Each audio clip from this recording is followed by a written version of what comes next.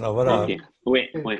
Alors ce cours donc est dédié il est dédié donc à la Refoua Shelema, à la prompte guérison de notre cher ami Rabbi Yehuda Ben Gittel, Denis Cassel, et Ouais. à la Refoua Shelema de ma maman, Zaza Bat Kochava. Amen, amen, amen. Donc, Amen. on va donc commencer ce shiur. S'il y a d'autres personnes qui vont venir, ben, il n'y a pas de problème. On est là pour augmenter dans le nombre de personnes qui viennent. Et Voilà. moi, je vois que tu nous prépares des fiches super, de plus en plus Ah, mais belles. c'est c'est C'est superbe. Un magnifique, rabbin ça, hein. C'est informaticien, du c'est magnifique. travail, Hein. tout ça, hein. Ah oui, oui. Bon, Et c'est est-ce très que, joli en plus. justement, justement, est-ce que ça a un coût, tout ça? C'est ça un coup, un petit peu en temps, parce que euh, le PowerPoint Ouais, que j'ai n'est j'imagine. pas n'est pas très.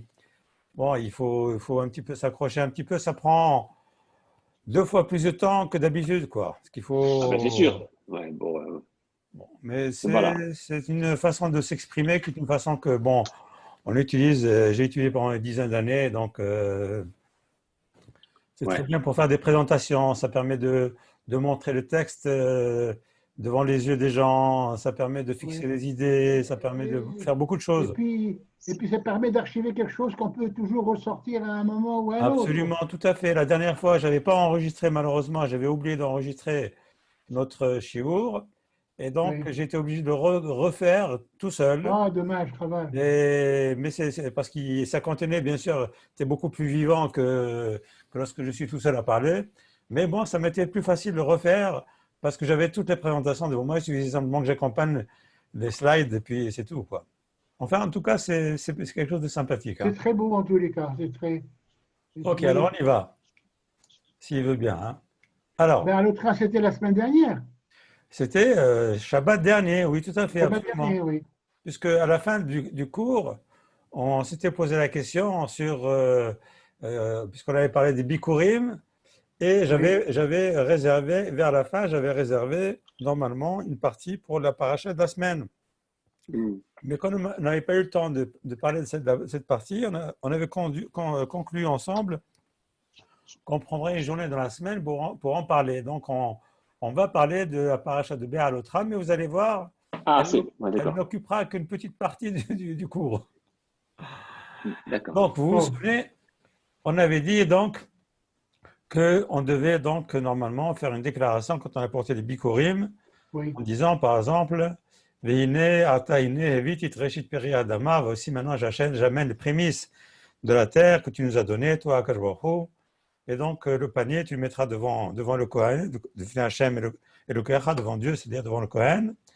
Vishtahavita, le Hachem et le Kecha, tu te prosterneras devant Dieu. Et le verset 11 qui dit, Vesa Martha, Bechol Hatov. Donc, tu te réjouiras de Ça tout, marche pas, ouais. de tout le bien que Dieu te donne à toi et à ta maison et aux Lévis et à l'étranger qui s'est converti au judaïsme qui se trouve chez toi. Donc, et Samarta Becholatov, ça c'est, on voit ici encore un élément qui nous amène à comprendre que la gratitude fait partie vraiment des canons, des fondements de la Torah. Mais dans l'ingratitude maintenant, se trouve l'idée que le bien reçu est un dû. Quelqu'un qui ne dit pas merci, eh bien, il ne dit pas merci parce qu'il pense que ce qu'il reçoit, c'est finalement un dû. Et donc, il appartenait déjà potentiellement à celui qui l'a reçu. Il pensait que c'est quelque chose qui lui revient. Et cette petite phrase que j'ai mise ici en bas, on va pouvoir On ne la voit maintenant. pas. On la Comment? voit pas. On ne la voit pas. Vous voyez pas ça là? Si, Dans si, si, si, Non. l'ingratitude. Ah, si, non. si. Ah, En il faut monter, français. d'accord. Ah, il faut monter, ouais, pardon, excusez-moi. Et donc, cette petite phrase qui a l'air de rien du tout, maintenant, on va la démontrer, on va la commenter dans les pages qui vont venir en particulier. Ah, pardon, excusez-moi. Voilà, donc effectivement, donc la gratitude s'appelle Hakarat ou Hakarat Tova, qui est donc un fondement des valeurs de la Torah. Alors, voilà par exemple ce que nous dit la Torah à propos des peuples Ammoni et Moavi, Ammon et Moab. Lo yavo Ammon ve Moab bikal Hashem. Gam dor Assyrie lo yavo lahem bikal Hashem adolam. Ça veut dire que normalement, un Ammoni, un habitant, quelqu'un qui fait partie du peuple de Ammon ou de Moab ne peuvent pas se convertir au judaïsme, ils ne peuvent pas se marier avec une femme juive. Zot Ashuma, pourquoi? Eh bien, la Torah continue. Adevar asher lo kidemo etrem balechem bamaim. Baderech besetrem imesraim. Pourquoi est-ce qu'on n'a pas le droit donc d'accepter, ou si on les accepte, qui sont donc interdits de se marier avec des juifs, pour une raison très simple, parce que asher lo kidemo etrem balechem bamaim, parce qu'ils ne vous ont pas accueillis quand vous avez traversé. Ils nous ont donné ni eau, ni lechem. Voilà, ni lechem, ni eau. Lorsque les enfants d'Israël sont sortis d'Égypte, ils sont passés par les pays de Ammon et Moab. Et Ammon et Moab, qui sont les enfants, les descendants de Lot, qui est le neveu d'Abraham. Lot qui a été sauvé de la mort par Abraham, par le mérite d'Abraham. Et donc, normalement, ces deux peuples, qui sont les deux peuples qui sont issus, qui sont les descendants de Lot, devraient normalement nous dire merci. Or, non seulement ils ne nous disent pas merci, mais en plus, le peuple juif était dans le désert, donc bien entendu, ils auraient dû normalement nous accueillir avec le minimum, c'est-à-dire du pain et de l'eau. Eh bien là, non. Non seulement ils n'ont pas fait ça, mais en plus, Asher Sachar, Alecha, et Bil'am ben Beor lekaleleka, mais qu'il a loué les services de Bil'am pour te maudire. Franchement, là, vous voyez un petit peu le problème incroyable. Et à cause de ça, eh bien, Ammon et Moab ne peuvent pas rentrer, ne peuvent pas s'intégrer à l'intérieur du Ham Israël. Par contre, l'Égyptien, c'est marqué Lotita et Mitzri. Tu ne dois pas te dégoûter de l'Égyptien, c'est-à-dire que l'Égyptien aurait le droit de venir et demander à se convertir au judaïsme. Pourquoi? Parce que tu étais étranger dans sa terre et il t'a accueilli malgré tout. Et donc, par conséquent, il n'y a rien qui puisse montrer que l'Égyptien ne doit pas se convertir au judaïsme. Ce que dit le Midrash Shmuel, par exemple, il dit la chose suivante. Il dit Amsagel asmo midazu shel hakarat hatov. Celui qui acquiert cette vertu, cette bonne qualité de la gratitude, hakarat hatov. Bema shemekabel mehavero, dans le fait qu'il accepte quelque chose, un cadeau, une matana ou quelque chose de son prochain, Yodea gam leakir betovot habore. Et il apprend de cette façon à remercier le créateur du monde. Moi, j'aurais dit aussi le contraire, la vérité. C'est parce que tu sais remercier le créateur du monde que tu sauras aussi, par la même occasion, remercier d'autres créatures qui sont des semblables. C'est quelque chose qu'on peut voir dans les deux sens. Umi chez Mushrat, Bami de Tav. Et quelqu'un qui est corrompu dans sa conduite, Vehu Kafui Tova, et qui est ingrat, eh bien, Nebasov Kofer Betovato Shalakal Baruchu. À la fin, il finira par être ingrat des biens qu'il reçoit du Créateur du monde. Donc, vous voyez ici en quoi c'est quelque chose qui est important, la gratitude, le fait de dire merci, de reconnaître vraiment, sincèrement, qu'on doit quelque chose à Dieu ou on doit quelque chose, même s'il faut que ce soit seulement par un simple mot en disant merci, eh bien, ça suffit quelquefois pour reconnaître que tu as reçu quelque chose. Et ne pas dire merci, ça signifie, ça implique que ce que tu as reçu, eh bien, c'était quelque chose qui était déjà un dû à la base, et donc que tu n'aurais pas à dire merci. Il y a même des gens qui ne disent pas merci parce que s'ils disent merci, ils vont imaginer dans leur tête qu'ils doivent rendre quelque chose. Comment peut-on imaginer euh, ce remerciement à Karatatov avec ce que nous ont fait subir après nous avoir accueillis, évidemment, les Égyptiens, à savoir donc la mort des premiers-nés et d'autres gentillesses comme ça. Donc finalement, euh, malgré qu'il nous ait, bon, il a voulu nous détruire, aussi bien, pas seulement le peuple égyptien, mais également le peuple hellénique, puisqu'il a voulu faire disparaître la Torah, etc. Donc, des valeurs importantes de notre religion. Malgré ça, on ne porte pas ombrage. Et finalement, Oui. tous les jours, on remercie donc les Misraïm de nous avoir accueillis. N'oublie pas que tu as été esclave donc, au pays d'Égypte. C'est quand même, ça paraît un petit peu paradoxal. Oui, c'est Que je ne dise paradoxal. pas merci, que je C'est dise pas vrai. merci à quelqu'un. Oui, je dirais, Un, que un peu celui-ci. paradoxal, mais c'est un peu paradoxal, mais il faut savoir que lorsque Yaakov et ses enfants sont arrivés en Égypte, ils sont restés une centaine d'années en Égypte. Ils ont prospéré là-bas. Ils ont été bien accueillis. Yosef était le second du roi, du pharaon. Il avait carte blanche sur l'ensemble du pays Ils pendant ont eu, environ une ils ont eu centaine la d'années. terre de Goshen qui était très fertile. Ils ont reçu une terre tout de suite. Il n'y a pas eu de problème pour les installer, comme nous en Israël aujourd'hui pour nous installer. Il n'y a pas eu ce problème-là du tout. Ils ont été installés tout de suite dans une terre qui s'appelle Erez Goshen. Il a fallu attendre un autre roi. Et beaucoup de théories là-dessus pour savoir qui est ce roi qui est venu, qui lui a, tout d'un coup, il a dit, ben non, les enfants d'Israël sont en train de devenir puissants et nombreux, on a peur d'eux, donc il faut absolument les dominer, il faut les rendre en esclavage. Donc il y a une, on va dire, il y a une raison, j'allais dire. Sinon, a priori, l'Égypte, au départ, s'était bien comporté vis-à-vis des Juifs, et même en sachant très bien que les Juifs, bon, eh bien, ils mangeaient des moutons et des chèvres, que eux, pour eux, c'était leur divinité. Et pourtant, ils sont restés là-bas, et ils ont été accueillis, ils ont prospéré pendant la moitié de leur séjour, hein, la moitié de leur séjour au moins en Égypte, et rien qu'à cause de ça, eh bien, ça ne, ça ne suffit pas. Ce qu'ils ont eu par la suite, comme vous dites, Richard, ce qu'ils ont eu par la suite ne suffit pas pour interdire un Égyptien de se convertir au judaïsme. Et Moshe, il a bien accepté de prendre avec lui les Égyptiens au moment de la sortie d'Égypte, Oui, qu'on tout à appelle fait, aussi leur épreuve. Enfin, absolument.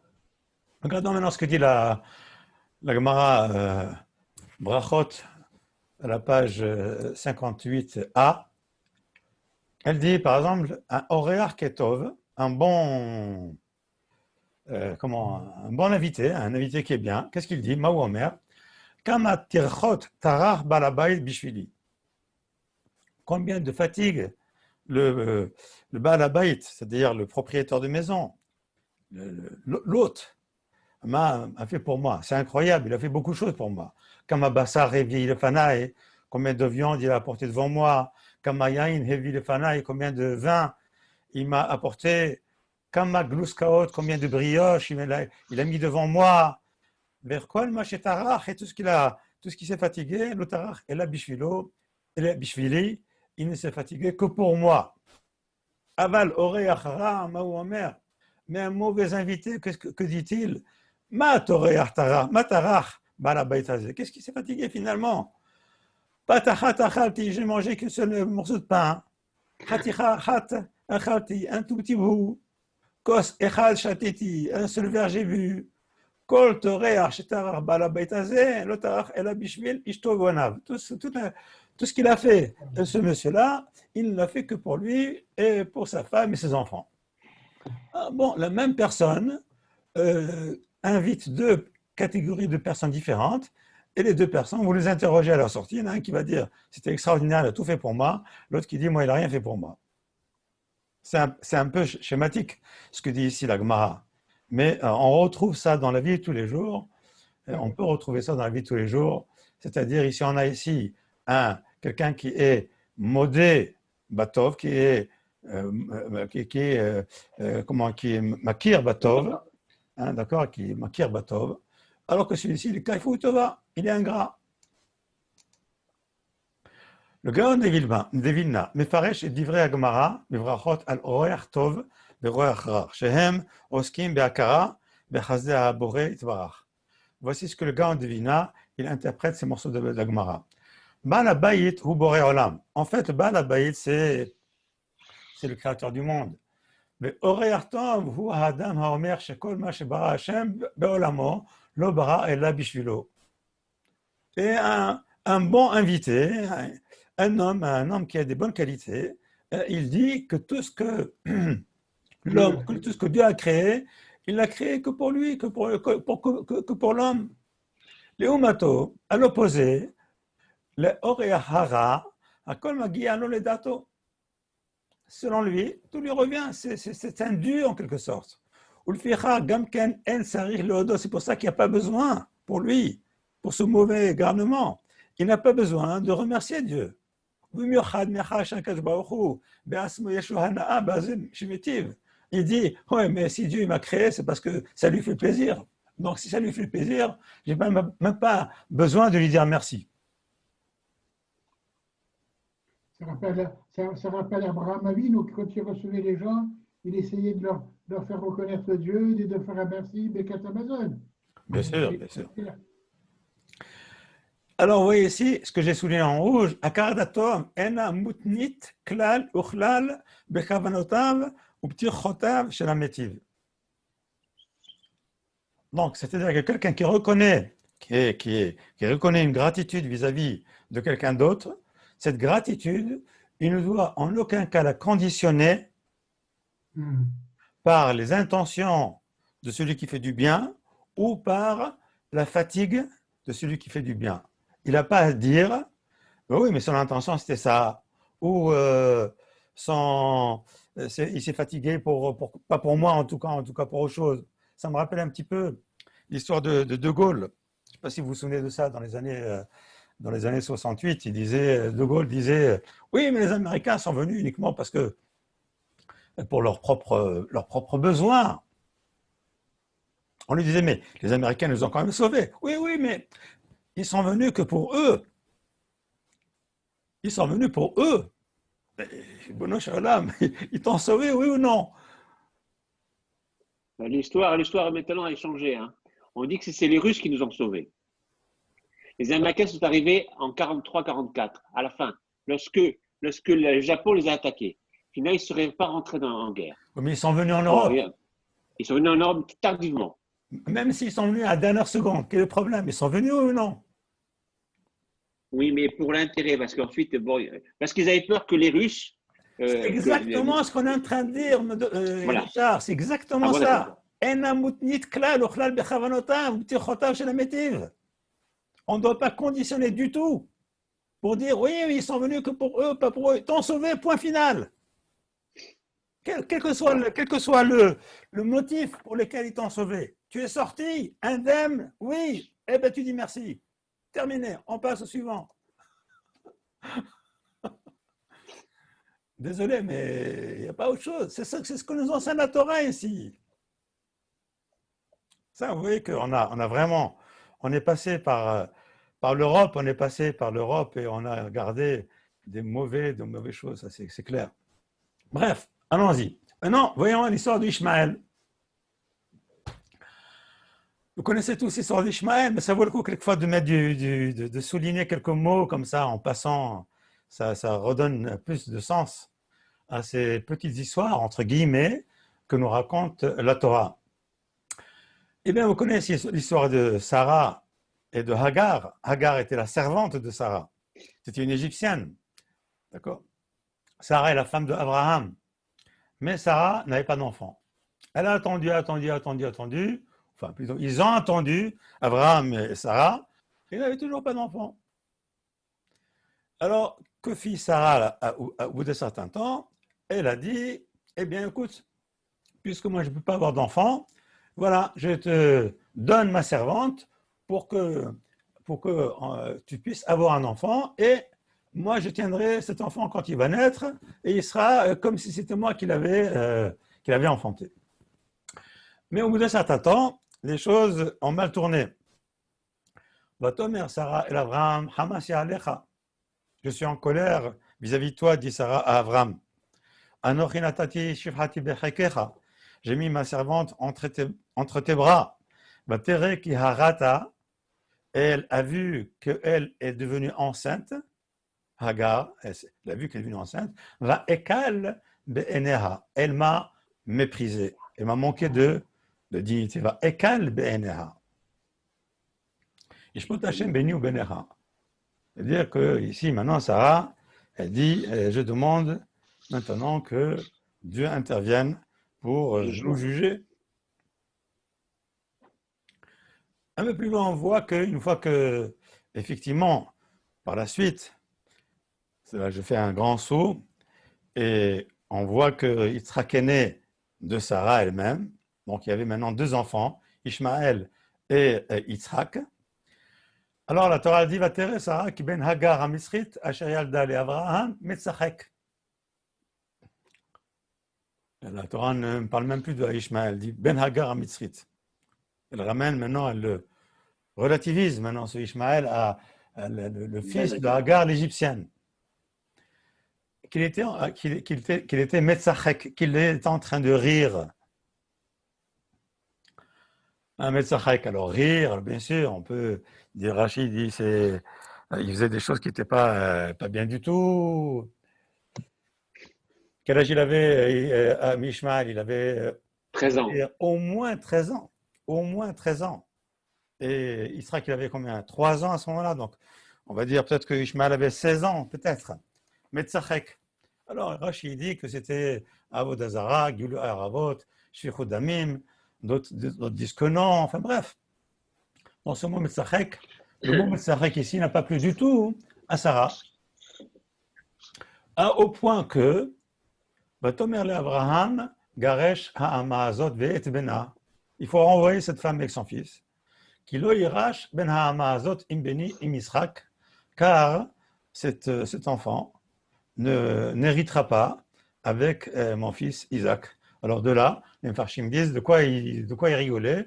Eh bien, Ishmaël, il riait vis-à-vis d'Isaac en disant, toi Isaac, tu n'hériteras pas parce que c'est moi le Bechor, c'est moi l'aîné, donc c'est moi qui dois hériter. Et donc Abraham était très en colère sur ce qu'a fait son fils Ishmaël. Vayomer Elokim el Abraham alira be'enecha al hana'a ve'al matecha kol asher tomar elecha Sarah shema bekola. Écoute ce que dit ta femme Sarah, qui est Yitzhak ikara elecha Zara. C'est parce que c'est par Yitzhak que se continuera ta descendance et non pas par Ishmaël. Quant à Ishmaël, vegan et ben ha'ama le goy asimenu ki zarachahu. Comme c'est aussi ta descendance, eh bien, j'en ferai aussi un goy, j'en ferai aussi une nation. Donc, d'un côté, Abraham, il reçoit la nouvelle que Yitzhak, c'est lui qui continuera la descendance officielle de Abraham, et que Ishmaël, eh bien, deviendra aussi une nation, mais bien entendu, la véritable nation qui va sortir, eh bien, ce sera celle qui va sortir de Yitzhak. Qui Yitzhak ikera lecha Zara. C'est par lui que ta descendance va réellement se poursuivre. Alors, que dit Ramban? Il dit, qui amra, car pourquoi Sarah elle a dit ça? Ha'eved amal'ig al adonav, un esclave, un serviteur qui se moque de son patron. Hayav hu lamut o le'alkoto. Il est coupable soit d'être mis à mort, soit de recevoir des coups. Ve'eni rosa rak shetigaresh oto meiti. Mais moi, je ne veux que seulement que tu le renvoies de chez moi. L'irash bin chasecha klal, afin qu'il ne n'hérite absolument pas de ton bien, toi, Abraham. Donc, on voit que l'ingratitude qu'a eu Hagar vis-à-vis de Sarah, eh bien, elle a provoqué une rupture et qu'elle a aussi provoqué de la violence. Oui, oui. Quelqu'un, c'est notre ami Moshe, ça, qui me dit Hagar, au regard Hagar. Bien. Alors, les conséquences, vous le savez très bien, jusqu'aujourd'hui, cette affaire-là nous poursuit jusqu'au jour d'aujourd'hui. Eh bien, jusqu'aujourd'hui, malgré le Coran, qui dit que la terre d'Israël appartient aux Juifs, et tout ça autre adayom, jusqu'à aujourd'hui, on a ça. Eh bien, cette ingratitude, eh bien, conflit, rupture, vol, conflit, violence, guerre. Tout ça, vous voyez, ça a l'air de rien du tout. L'ingratitude a l'air de rien du tout. Mais c'est sûr que c'est quelque chose qui est particulièrement, a des conséquences qui sont de plus en plus terribles. On le voit, ça va partout. J'ai mis ici quelque chose qui me semble intéressant, important. C'est que Ishmaël, il s'acclimate de tout, même des déserts. Pourquoi je dis ça? Parce que vous allez voir par la suite avec les enfants d'Israël qui, eux, ne se sont jamais acclimatés des déserts.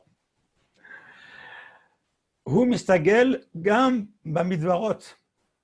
Il s'acclimate même avec les déserts.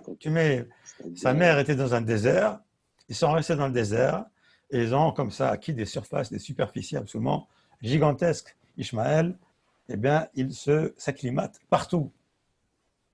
Ici, je vous ai apporté ici quelque chose qui est intéressant, que tout le monde connaît, ce verset-là. Titen emet leYaakov chesed Avraham asher shiba'ata l'avotenu mekedem.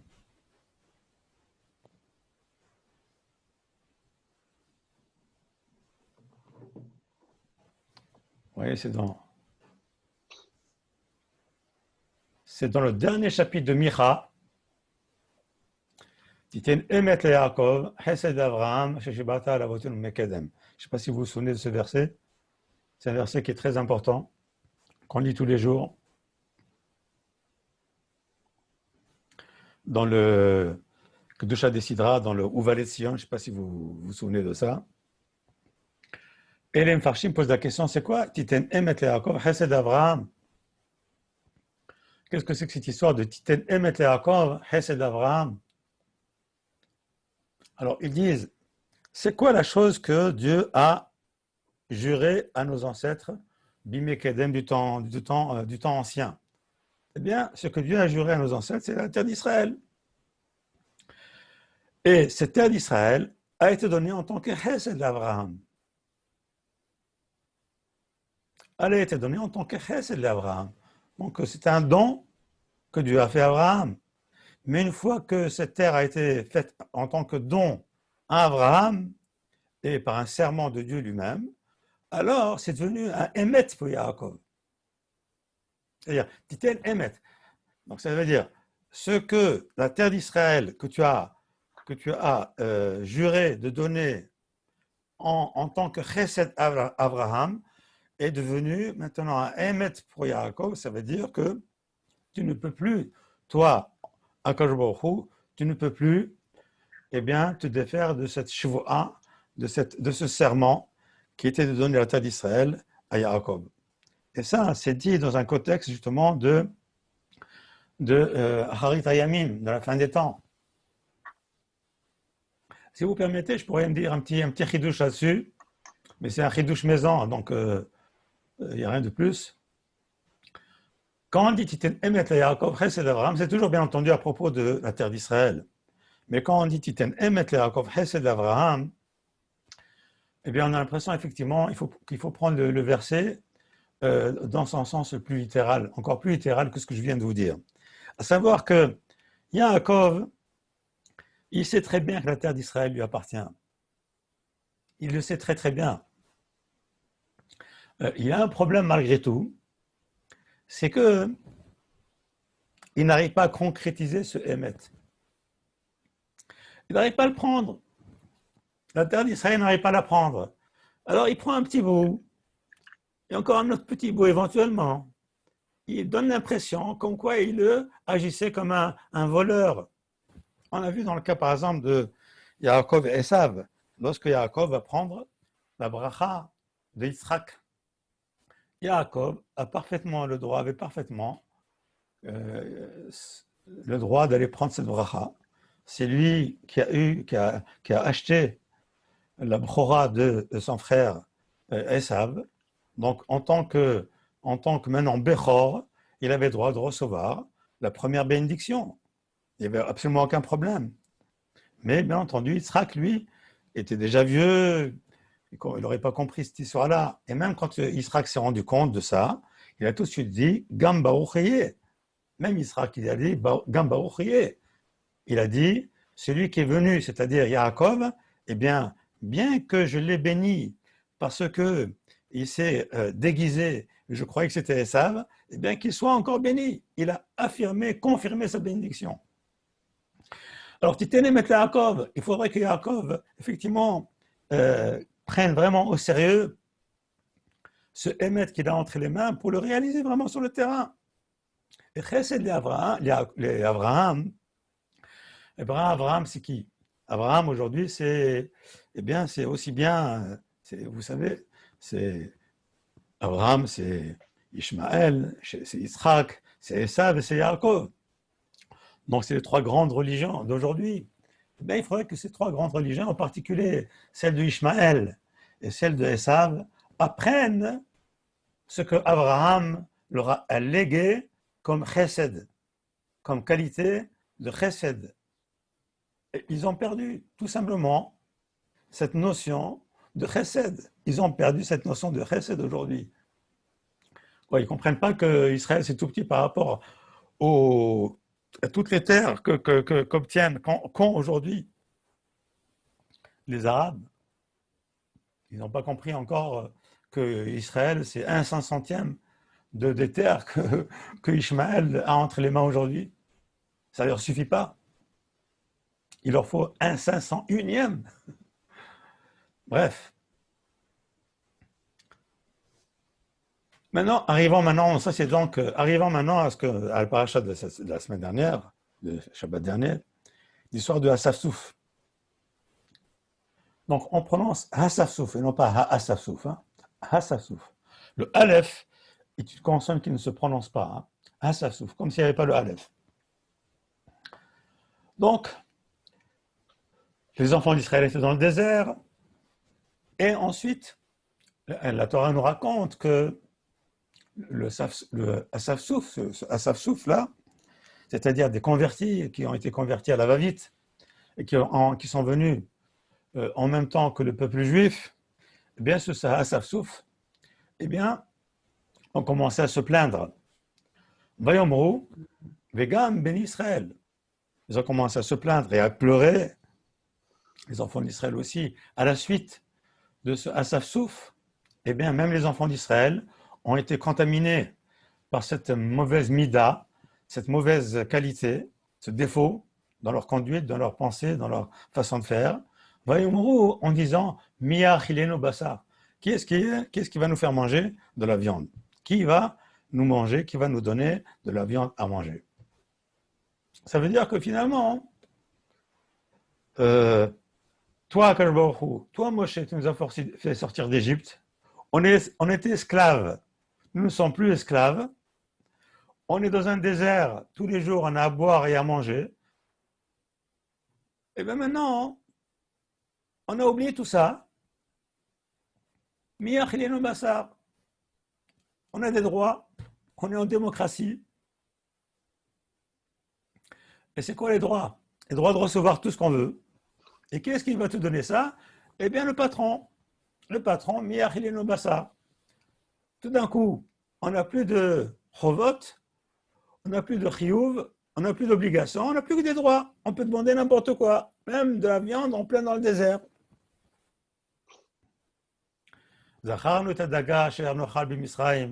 On se souvient du poisson, on nous souvient du poisson que nous mangions pour rien en Égypte, chinam, pour rien en Égypte, vetakishuim et les concombres, et les melons à batichim, vetechassir, les poireaux, vetsalim, vetashumim, les oignons et l'ail.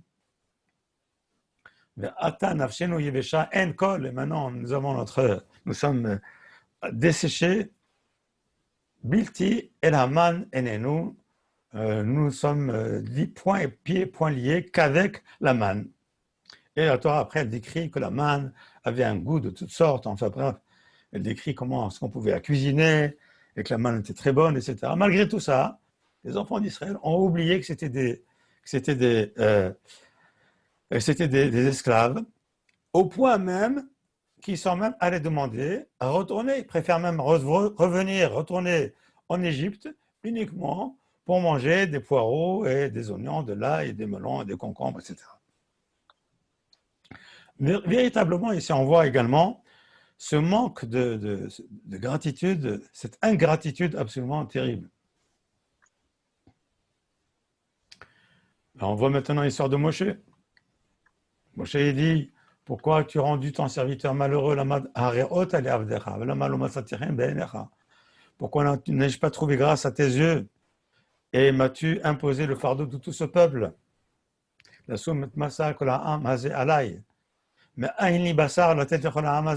où trouverais-je la chair de la viande pour tout ce peuple?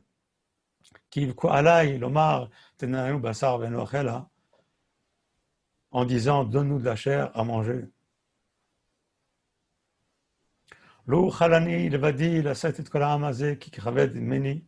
Je n'ai pu moi tout seul porter tout ce peuple.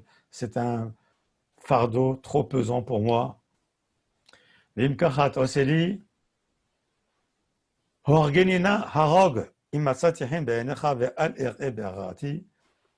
si tu me destines un tel sort, alors je te prie, fais-moi plutôt mourir si j'ai trouvé grâce à tes yeux et que je n'ai plus cette misère en perspective. Moshe arrive vraiment au bout. Il arrive au bout et on peut voir que, comment dirais-je, en proportion de la faute des enfants d'Israël d'avoir demandé de la viande à ce moment-là, Moshe est arrivé à un point où il ne pouvait plus supporter qu'on puisse être aussi ingrat que ça. C'était quelque chose d'absolument terrible. L'ingratitude à ce point-là, de demander de retourner en Égypte, rien que pour manger des melons et des pastèques et des poireaux, c'est absolument invraisemblable. Alors, quelquefois, on peut être amené effectivement à rapporter cette chose-là de ce verset lorsque Moshe Rabbeinu reçoit Dieu qui l'appelle et qui lui demande d'aller sauver les enfants d'Israël, de les faire sortir d'esclavage.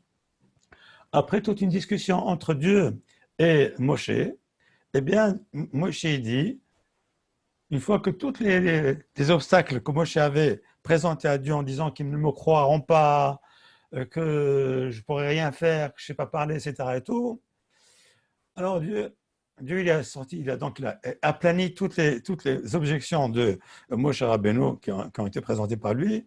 Moshe finit par dire, Vayomer, bi Adonai, shlachna bi tishlach. On voit quelqu'un d'autre que moi, sans aucune raison. Et juste derrière, Vayicharaf Hashem be Moshe. On peut comprendre effectivement ici que Moshe avait compris, une fois qu'il avait sauvé un de ses frères des mains d'un Égyptien et qu'il avait été trahi. Et cette trahison lui a montré à quel point, dans le peuple juif, il y a une partie dans ce peuple juif qui était ingrate. Là aussi, on voit comment est-ce que l'ingratitude qu'a ressenti Moshe Rabbeinu lorsqu'il a sauvé un juif de la mort,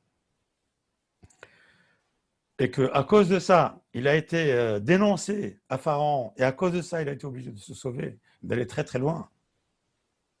Il a compris, Moshe Rabbeinu, qu'il y avait une partie des gens qui ressemblaient un petit peu à des Égyptiens et qui ont hérité de leur mentalité.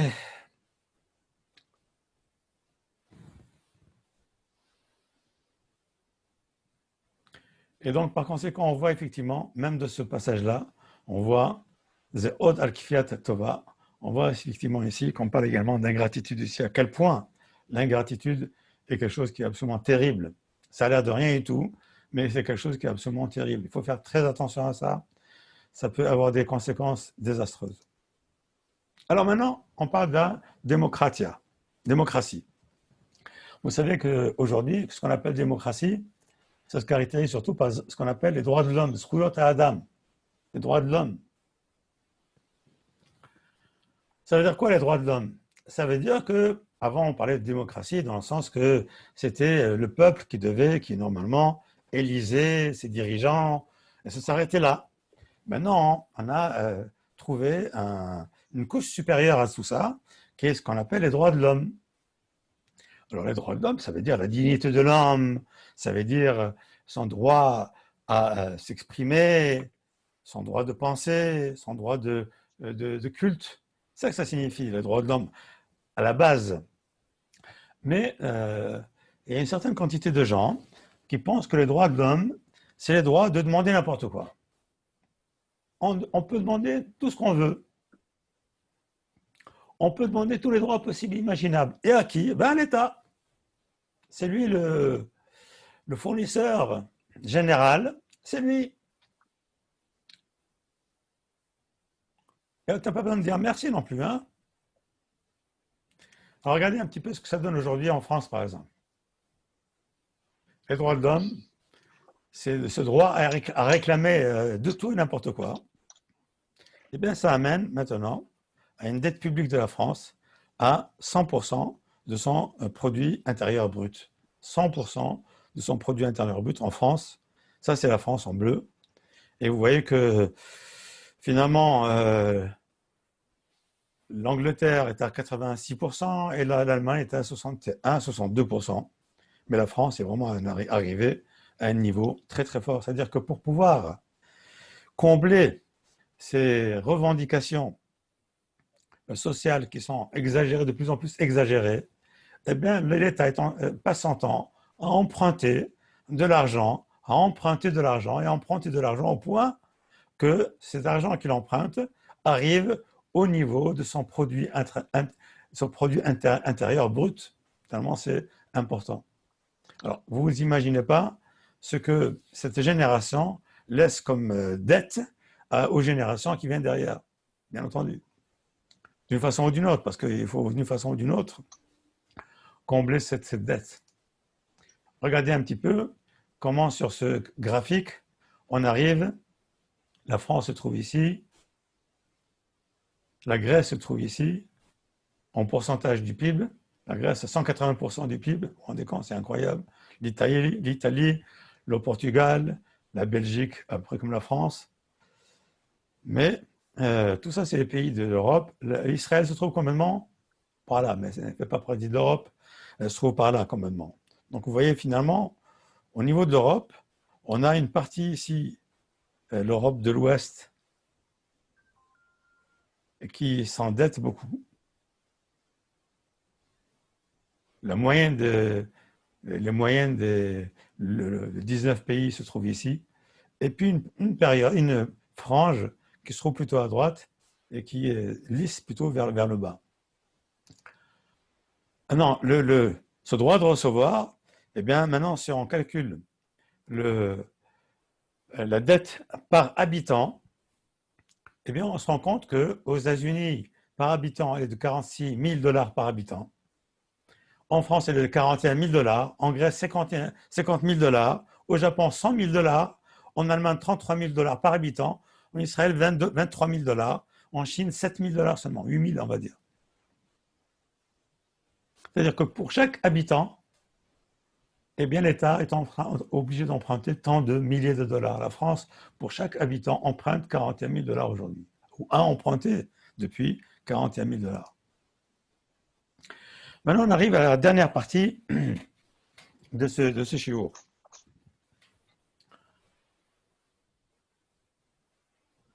Puisqu'on parle des droits de l'homme, on parle donc de la dignité humaine, eh bien, dans cette paracha, on a parlé également de l'élection des 70 sages, Shiv'im Zekenim, et qui ont été mis en place par Moshe Rabbeinu à sa demande. Dieu a dit à Moshe, choisis-toi 70 sages parmi les meilleurs dans toutes les tribus, et je vais faire émaner ta kedusha, ta sainteté vers ces 70 personnes. Le Meiri elle nous donne une explication ici de comment cela s'est passé. Alors il dit, Le'olam izaher adam shelo elatin kin'a ben hachaverim afilu parnas ben avi. Il faut faire attention de ne pas le'atil kin'a, de ne pas entraîner un manque de dignité ou de ne pas entraîner une jalousie entre les gens qu'on a élus, même s'il s'agit parnas de quelqu'un qui est un dirigeant ou bien d'un avis, d'un prophète, à manhig et ta'am birson Hashem itbarach. Donc, il s'agit d'un parnas, d'un roi ou d'un prophète qui conduit le peuple par la volonté divine.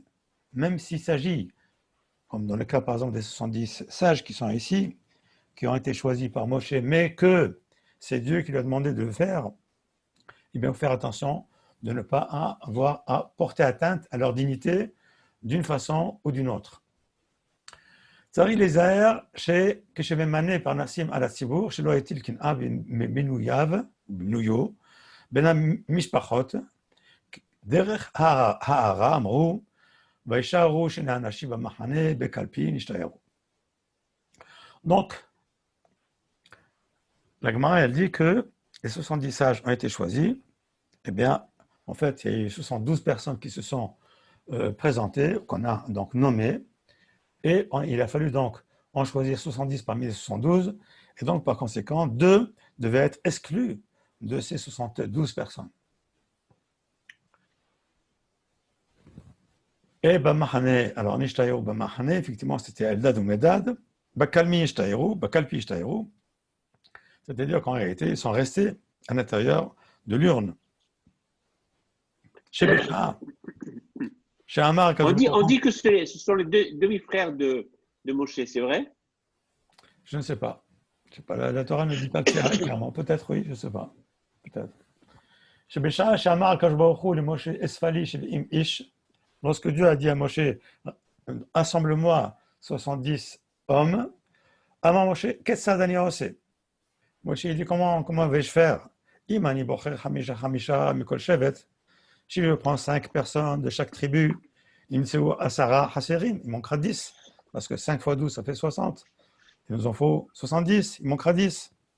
Si maintenant, shisha, imseu shnaim iterim, si j'en prends 6 de chaque tribu, ça fait 72, il va y en avoir 2 de plus. Maintenant, si je prends shisha mishevetze, hamisha mishevetze, si j'en prends 6 de telle tribu, 5 de telle autre tribu, là, je suis en train de faire une ségrégation entre les tribus. Pourquoi est-ce que je prends 6 de cette tribu et 5 de l'autre, non pas le contraire? Maasa, que fit-il? Birer, Shisha Mikol Shevet, il a pris 6 de chaque tribu. Vehevi Shiv'im Ushnaim Ptakin Al Shiv'im Mehem Katav Zaken. Donc il a pris 70 morceaux de papier qu'il a mis dans l'urne, sur lequel il a marqué Zaken, Zaken c'est-à-dire sage. Vashnaim Mehem Katav Halak. Et 2 d'entre eux, il a marqué Halak, c'est-à-dire lisse. Lisse, ça veut dire non Zaken en gros. Blalam, il a mélangé tout ça. Untanam Bekalpi, il les a mis tout ça dans l'urne. Amar Lahem Bo'u. Tilou Pitkechem, venez prendre, chacun vient et prend son papier. Misha Alabia de Zaken Amarlo Kvar Kilshucha Minashamaim, celui qui a tiré donc un papier sur lequel est marqué Zaken, il lui dit, eh bien ça y est, de là-haut, on t'a déjà sanctifié. Alabia de Halak, s'il a tiré un papier blanc, Amarlo Amakom Lochafes Becha, Banima, c'est Dieu lui-même qui ne veut pas toi. Et qu'est-ce que je peux faire, moi? D'accord, donc c'est ça qui est marqué dans le Talmud. Maintenant, le Meiri dit, Biroshalami, Tamu ala Girsa Azou. Ils ont été étonnés de cette façon de présenter comment Moshe a opéré Amrou. Ilou Ketavna Nizaken Silikit. c'est-à-dire, Kloma, Hagea Asmecha, Sheira Petek, Shezaken, Lechol Shiv'im, הרי אין השניים רוצים ליטול. Là, il dit, imagine un instant qu'en tirant les 70 premiers qui tirent, tous les 70 premiers, ils obtiennent un papier où il y a marqué Zaken. Donc, les deux derniers, sachant qu'ils ne seront pas élus, ils ne vont même pas tirer. En ashnaim rotzim litol. Imagine un instant que les 70 premiers tirent, il y a marqué sur le papier Zaken, alors il reste deux. Les deux qui restent, ils ne voudront même pas les tirer. Mais Omer Kol Echad, Inu katav ta Zaken, bapetech ze, haya ole beyadi Zaken kapken. Il dit, tu vois, si tu avais marqué aussi Zaken là-dessus, moi aussi j'aurais été élu. Et la kachasa. Donc c'est pas ça, il n'a pas pris le risque, Moshe n'a pas pris le risque, qui est 70, qui puissent tirer tout d'un coup Zaken, il ne reste que deux, et les deux en question, ils ne vont même pas vouloir tirer parce qu'ils savent d'avance qu'il y a marqué Chalak. Et la Karasa, Natal Shiv'im Verba Pitkin. Il a pris 74 bouts de papier. Al Shiv'im Mushnaim Katav Zaken. Sur 72, il a marqué Zaken. Vashnaim Katav Halak. Et sur deux, il a marqué blanc. Belalam, il a remué. Untanam Bekalpi, il les a mis dans une urne. Ve Tamu Od. Sham. Hagea Smecha, Sha'alu Kulam Zaken. Alors évidemment, quand il y a 74 en tout, la probabilité de tirer un blanc, c'est 1 sur 64, pardon, et 74. Donc ça fait 12, 74, ça fait donc 2, et la probabilité de tirer sur un blanc, c'est 2 sur 74. Donc il y a quand même une probabilité, mais tu dis, imagine, donc même là-dessus, il n'était pas content, imagine, que tous les 72, ils tirent Zaken. Et les deux qui restent, c'est des blancs.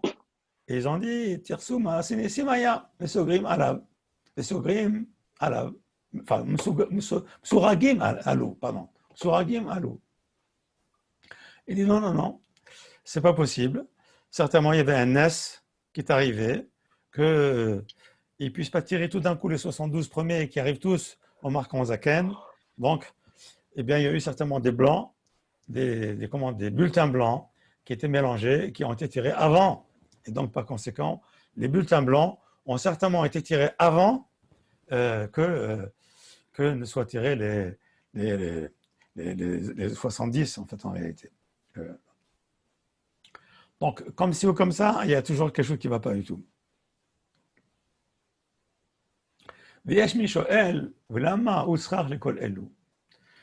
Quelqu'un donc qui pose la question, pourquoi il a fallu tout ça? Mais d'ailleurs, Bishnaim Eser Pitkin, il aurait fallu seulement 12 morceaux de papier, Keneged Shneim Asar Shvatim, donc correspondant aux 12 tribus, Ve'yurtov Ala Asara Shisha, Ve'al Shnaim Hamisha, sur 10, il écrit 6, et sur 2, il écrit 5, et donc par conséquent, le chef de chaque tribu vient y tire, et s'il trouve dans son papier 6, donc dans sa tribu, c'est 6 tout d'un coup qui sont élus, et s'il trouve sur son papier 5, alors à ce moment-là, il prend 5 de sa tribu, et de cette façon-là, eh bien, on reporte le problème au chef des tribus. Mikol Makom Hayasham Elbon Shevet. Il dit, malgré tout, il y a une offense qui est faite à la tribu. Parce que la tribu qui va tirer 5, elle va dire pourquoi moi j'ai tiré 5 et l'autre il a tiré 6. אבל מאחר שהושבו בשעת ברירה, שישה, אין כאן עוד עלבון שבט.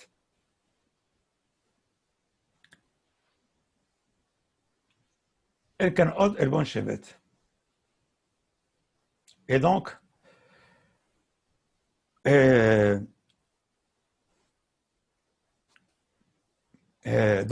donc, par conséquent, c'est mieux d'avoir mis pour chaque tribu d'avoir mis 6. il n'y a pas donc cette possibilité que ce soit la tribu qui soit offensée. Et donc, par conséquent, quand c'est chaque personne qui tire et non pas la tribu qui tire pour l'ensemble de cette tribu, il vaut mieux que ce soit la personne, elle, qui reçoit son offense plutôt que ce soit toute la tribu qui reçoit son offense. Donc, vous voyez toutes les différentes versions les différentes versions que on a pu trouver pour pouvoir choisir les 70 personnes qui constituaient ce Sanhédrin. Aujourd'hui, vous savez très bien que ce n'est pas comme ça qu'on fait. Aujourd'hui, il n'y a pas de Sanhédrin, d'abord, premièrement. Et deuxièmement, les juges qui sont à la Cour suprême, ils se cooptent en quelque sorte, si je peux m'exprimer ainsi.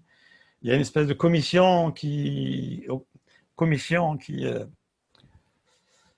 y a un petit peu de tout dans cette commission, et les gens sont cooptés. Il n'y a pas de, c'est pas Dieu qui choisit, c'est Rabbeinu, tout ça, il n'y a pas tout ça.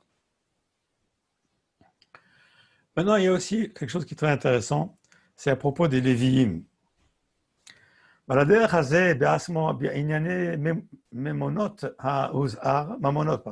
הוזהר מאליו שלא להטיל קנאה כשהתקדשו הלוויים.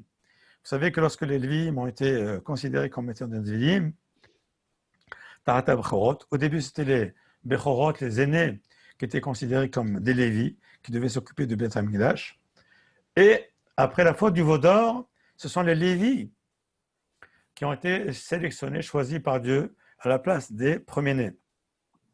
Et quand on comptait le nombre de Lévis et quand on a compté le nombre de premiers-nés, il se trouvait qu'il y avait 22 000 Lévis et 22 273 Bechorot. Donc, les 22 000 Lévis ont remplacé les 22 000 Bechorot, les 22 000 aînés, mais il restait 273 aînés qui n'étaient pas remplacés par des Lévis. Et ces 273 aînés qui n'étaient pas remplacés par des Lévis, il fallait les racheter. Il fallait que leur père, ou qu'eux-mêmes plutôt, donnent 5 shekels au Kohen. Il fallait donc, comme on fait aujourd'hui. Alors comment ils ont fait? Amar Moshe, c'est comment j'ai fait? Im merlo tenli pidioncha, omerli kvar peda'ani ben Levi. Si je vais voir quelqu'un, je lui dis, donne-moi tes 5 shekels. Il va me dire, mais moi, ça y est, je suis déjà racheté par déjà un Lévi qui me remplace. Maasa, Hevi, Shnaim ve'esem elef takim. Il a pris 22 000 bulletins. Ve'katav alehem ben Levi. Il a marqué dessus Lévi. Al 273 katav hameshet shkalim. Il a pris 273 bulletins sur lesquels il a marqué 5 shekels. Belalam, il les a mélangés. Il a mis tout ça dans une urne. Et Amarlaim, il leur a dit, Bo'ou, Tilou, Vitkechem, venez, que chacun prenne son bulletin. S'il sort Lévi, alors ça veut dire que ça y est, lui, il rentre chez lui, il a déjà été remplacé par un Lévi, il n'a rien à payer. S'il sort, au contraire, 5 shekels, il doit payer 5 shekels. Michel Ben Lévi, Omerlo, Kvar Pedaacha Ben Lévi. Moshe lui dit, ça y est, tu as déjà été racheté par un Lévi. Il tire un bulletin, il a marqué 5 shekels. Amarlo, tenli, pidoncha, vetse, utse. Donne-lui maintenant, donne-moi tes 5 shekels et sors de là. Donc, vous voyez ici aussi, donc on voit ici que même là, la question s'était posée pour savoir comment on fait pour essayer d'éviter au maximum de ne pas désigner les gens, de faire attention à la dignité de l'être humain, de ne pas entraîner chez lui un sentiment de malaise ou de manque de dignité ou de manque de kavod. Et ça, c'est très très important, non pas dans la vie sociale, c'est très important pour tout être humain de faire très attention à son prochain et bien entendu de faire très attention à ne jamais manquer de gratitude vis-à-vis de n'importe qui et à plus forte raison vis-à-vis d'Akadosh Baruch Hu. Voilà, mes amis, on arrive au terme de cette présentation. Et donc, je vous laisse, bien entendu, la parole à vous. Allô.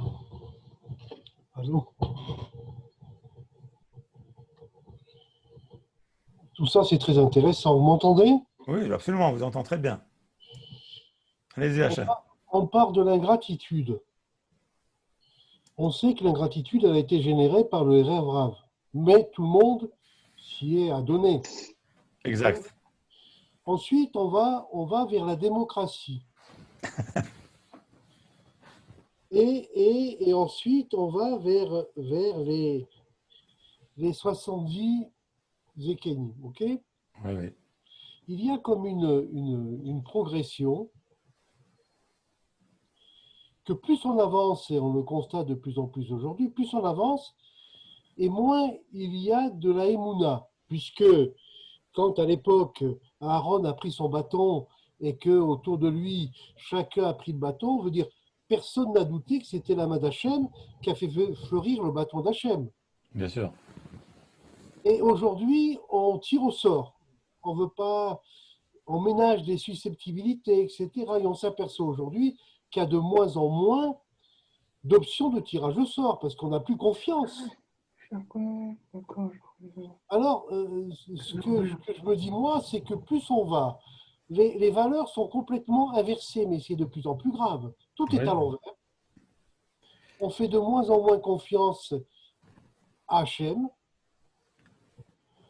Et que je pense que c'est la Emouna qui nous conforte pour nous dire que quelque part, comme tout est entre ses mains, alors nous, nous qui sommes là en train de converser, on a cette Emouna. Mais en dehors de ça, dans le monde entier, tout est à l'envers. Il y a de moins en moins de gens qui ont confiance à tout ça. C'est exact. Que ces démocraties, soi-disant, deviennent des dictatures. Il ne faut pas se leurrer, je veux dire. On est en train de vivre des vraies dictatures. C'est qui tellement, ne portent pas leur nom. c'est tellement vrai ce que vous dites, cher M. Cohen, c'est tellement vrai que maintenant, les gens qui veulent être élus, s'ils ne font pas plaisir à ceux qui vont les élire, en leur proposant justement d'augmenter encore leur bien-être au détriment de je ne sais quoi, de je ne sais quel nuage qui appartiendrait à l'État et que l'État ne possède pas, ils sont bien obligés de passer par là s'ils ne font pas plaisir justement à l'ensemble de ces personnes, au peuple, qui maintenant est devenu totalement, complètement drogué par cette façon de voir les choses. Ce que nous sommes en train de vivre, c'est du sheker. C'est-à-dire, quelque part, on est en train de vivre, les Noirs, ça devient la référence universelle, la justice dans le monde. Mais je veux dire, on est en train de vivre des choses, on est dans l'œil du cyclone. On n'a pas la compréhension de ce qui se passe. Mais c'est en train de changer profondément, mais dans le sens du mal. Et oui, vous savez qu'il y a une Gemara dans Masechet Sota qui parle de ça, qui dit qu'à la fin des temps, les générations seront complètement devenues ingrates et devenues de la chutzpah, on y est, de pire en pire. Ah, complètement, oui, tout à fait, oui, ça c'est clair. Ça ne va pas s'arranger, je veux dire. Vous-même avez appris un jour, et je suis tombé des nues, qu'on n'a pas touché le fond. Je veux dire, j'ai dit, on a déjà tout. Mais non, pas du tout. Vous m'avez dit, vous ne savez pas jusqu'où on peut descendre. Malheureusement, oui. L'histoire a montré malheureusement que le monde peut descendre très très bas. Et pourquoi? Pour quelle raison? Pour des raisons très très simples. C'est qu'on a toujours évacué, même les religions. Je parle du christianisme, je parle de l'islam. On évacué complètement les bases même du monothéisme. Et on évacué complètement les bases même du monothéisme. Je vous montre tout à l'heure à propos du Coran où c'est marqué clairement que la terre d'Israël appartient aux Juifs. Bien sûr. Et que la foule des Juifs va revenir dans cette terre. Ils ont même prédit Kibbutz Galouyot. Hein. Bien sûr. Prédit, il n'a pas prédit, puisque c'est partout marqué dans tous les Névim juifs. Il suffit seulement de lire un petit peu comme ça, à droite et à gauche, les prophètes juifs pour le dire. Malgré tout, ça ne suffit pas. La religion est devenue l'opium du peuple, comme dirait l'autre. J'en parlais avec quelqu'un ce matin. Je veux dire, nous sommes les seuls et les derniers à prôner la royauté. Oui, oui, on est C'est la seulement. même qui sera, c'est la même qui sera désignée par Hachem, on est Oui, d'accord. absolument, tout à fait, tout à fait. Tout à Et fait. pourquoi il n'y a pas un mouvement, je veux dire, de masse en Israël parmi les gens qui ont une belle émouna, qui ne crée pas le parti du roi? Oui, mais vous savez, si vous vous dites ça, si vous dites que si vous enlevez le mot démocratie pour mettre autocratie ou des choses comme ça, ou théocratie, pardon, plutôt théocratie, vous allez vous faire littéralement incendier.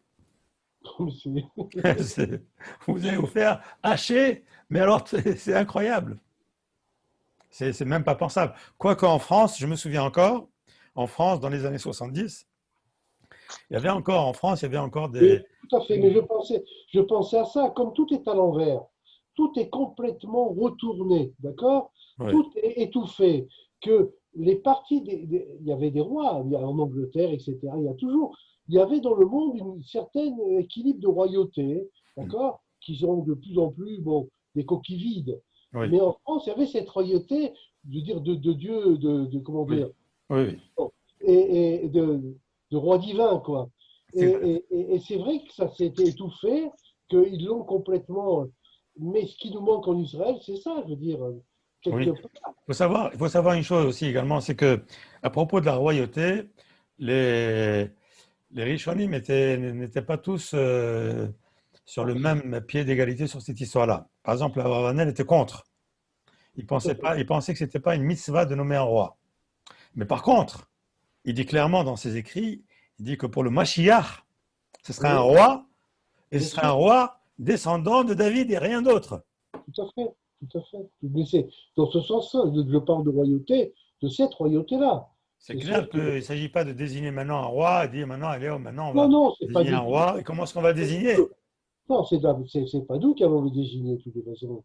C'est-à-dire, quelque part, il va être choisi par Hachem, il est déjà choisi, et il Exact. va se révéler, et il va donner des preuves que, Oui, bien etc. sûr, bien sûr, Bon, bien sûr, bien sûr. enfin, Ça, c'est encore une autre paire de manches qui pourrait faire bon, l'objet d'un cours de plusieurs séances, parce que la fresque. si Dieu veut, si Dieu veut, si Dieu veut. Voilà, Aslan peut-être, ou Richard. Razak, c'était clair. Razak au Maroc. J'ai beaucoup Voilà. aimé. Donc, je vais mettre ça sur Internet. Vous pourrez Voilà. revoir, parce qu'il y a pas mal de citations, pas mal de choses Oui. que j'ai pioché à droite et à gauche pour. C'était super bien documenté, une lecture très lisible, facile d'accès, Kol hakavod. Baruch Hashem, Merci, Toda Rabba, merci Merci. beaucoup. Asher. Et Shabbat Shalom. Shabbat Et Shalom. Shabbat Shalom, merci. Shalom. Non, on pourrait se voir peut-être vendredi matin, hein, je ne sais pas encore, mais Ah je bon, pense que oui, c'est C'est possible. pas possible. Oui, ça, Ah, c'était un cours de rattrapage, ça, c'était pas. Alors, à vendredi matin. Alors, vendredi avec matin, grand, j'espère. avec grand plaisir. Ben, Avec Sarah, grand plaisir. Tודה Sarah. רבה. Toda, à bientôt. à bientôt.